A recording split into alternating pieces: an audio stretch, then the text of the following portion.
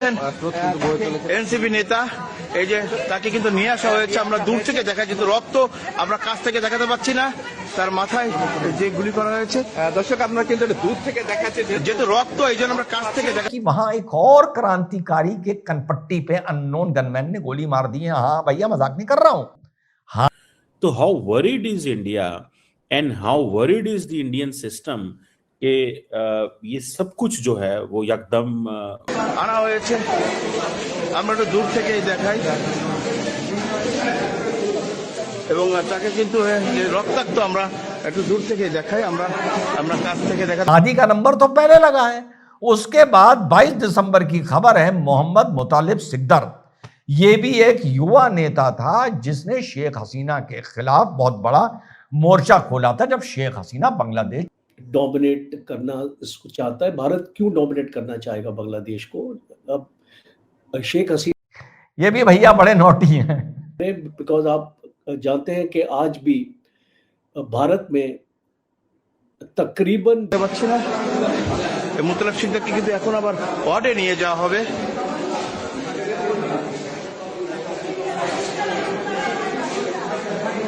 আপনারা দেখতে পাচ্ছেন এনসিপি নেতা মুতালিব সিকদারকে কিন্তু নিয়ে যাওয়া হচ্ছে। बहुत ज्यादा नहीं, ज्यादा आएगा आप लोगों के कमेंट्स के बाद कि कहीं ये कोई नोटी गेम यहां से तो नहीं खेला जा रहा है, पर मैं ऐसी बात बोल नहीं। 20 मिलियन बांग्लादेशी रहते हैं।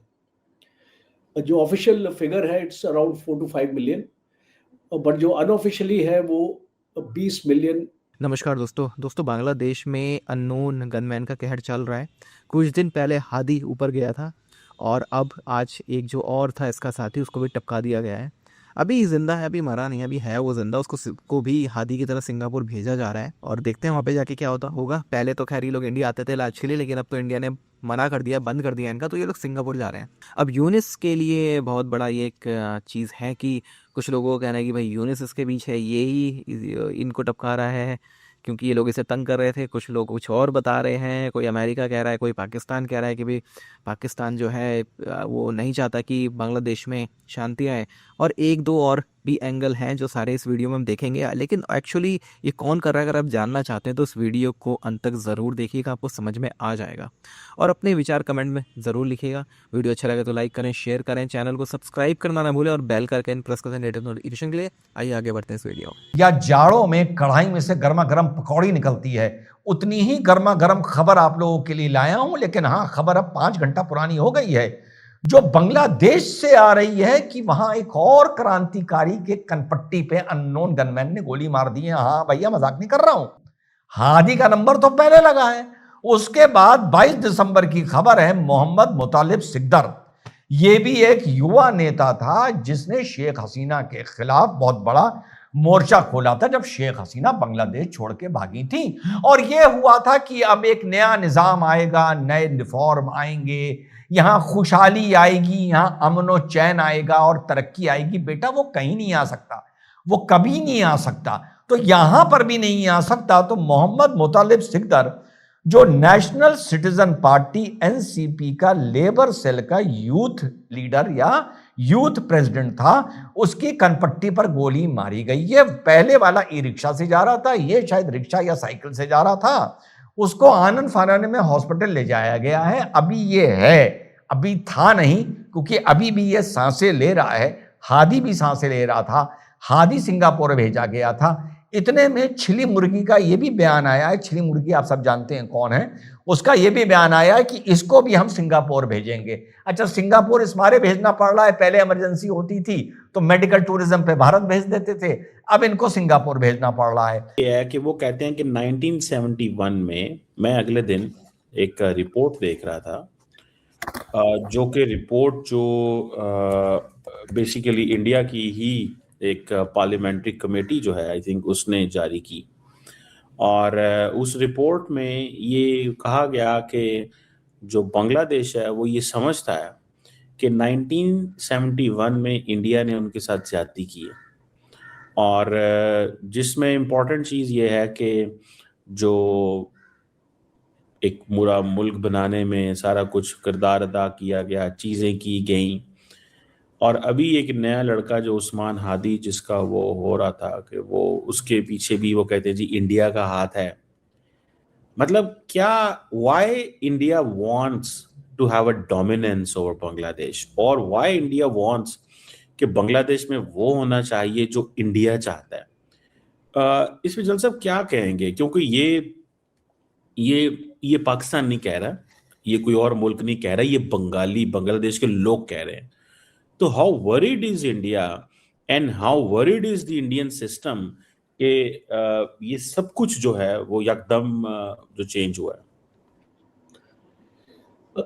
देखिए चीमा साहब, बांग्लादेश को अगर आप अंडरस्टैंड इसको करना चाहेंगे तो एक इम्पार्शियल प्रिज्म से आपको इसको सोचना है, इसको कंपार्टमेंटलाइज नहीं करना है कि भारत डोमिनेट करना इसको चाहता है। भारत क्यों डोमिनेट करना चाहेगा बांग्लादेश को?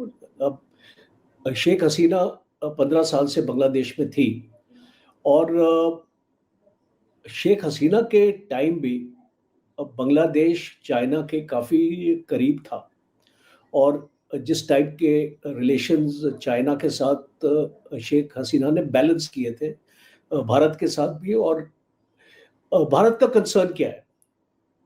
देखिए, मैं पोस्टेड रहा हूँ वहाँ बांग्लादेश बॉर्डर पे, मैंने वहाँ सिचुएशन देखी है। भारत का कंसर्न ये है कि हम अपनी बॉर्डर मैनेजमेंट बांग्लादेश के साथ बेहतर करें, बिकॉज आप जानते हैं कि आज भी भारत में तकरीबन 20 मिलियन बांग्लादेशी रहते हैं। जो ऑफिशियल फिगर है it's around 4 to 5 million, but जो अनऑफिशियली है वो 20 मिलियन। ये भी भैया बड़े नोटी हैं। ये एक गेम अब थोड़ा बहुत समझ में आ रहा है, थोड़ा बहुत, ज्यादा नहीं, ज्यादा आएगा आप लोगों के कमेंट्स के बाद कि कहीं ये कोई नोटी गेम यहां से तो नहीं खेला जा रहा है। पर मैं ऐसी बात बोल नहीं सकता अपने मन से, ये बात भी मैं क्वेश्चन मार्क लगा के बोल रहा हूं एक सजेशन की तरह कि अब बांग्लादेश में चुनाव से डर कौन रहा है? यूनुस डर रहा है, पाकिस्तान डर रहा है, अमेरिका डर रहा है, अवॉइड कर रहा है, और जितने भी ग्रेटर बांग्लादेश करने वाले बात के लोग हैं, जितने भी शेख हसीना को हिट करने वाले लोग हैं, जितने भी आपके ये कहने वाले लोग हैं हजरत अब्दुल्ला की तरह कि हम 7 सिस्टर काट लेंगे, उनके अंदर ये डर कोई नोटी बाबा बिठा रहे हैं। अब यही मुझे भैया कुछ समझ में आ रहा है। कुल मिला के मुझे अब कुछ समझ में नहीं आ रहा है कि बांग्लादेश के ये इलेक्शंस को टारगेट जो किया जा रहा है ये क्यों किया जा रहा है, और ये टारगेट करके, इलेक्शंस को टारगेट करके किसको फायदा हो सकता है। बाकी जो नोटी बाबा वाली बात मैंने आप लोग को बताई, ये भी मुझे कहीं ना कहीं दिमाग में ठनक रही है। और ऐसा तो नहीं कि बांग्लादेश का जो यूनुस से कुछ अलग ख्यालात रखता है, उनका चीफ ऑफ आर्मी स्टाफ, जिसने हमारे चीफ ऑफ आर्मी स्टाफ के लिए भी ये बोला है कि आप सुनिश्चित रहें, आपको यहाँ कोई भी आपके असेट्स डैमेज नहीं हो सकते। कहीं ऐसा तो नहीं कि बांग्लादेश में भी इसके बहाने एक सॉफ्ट कू या एक हार्ड कू हो सकता है?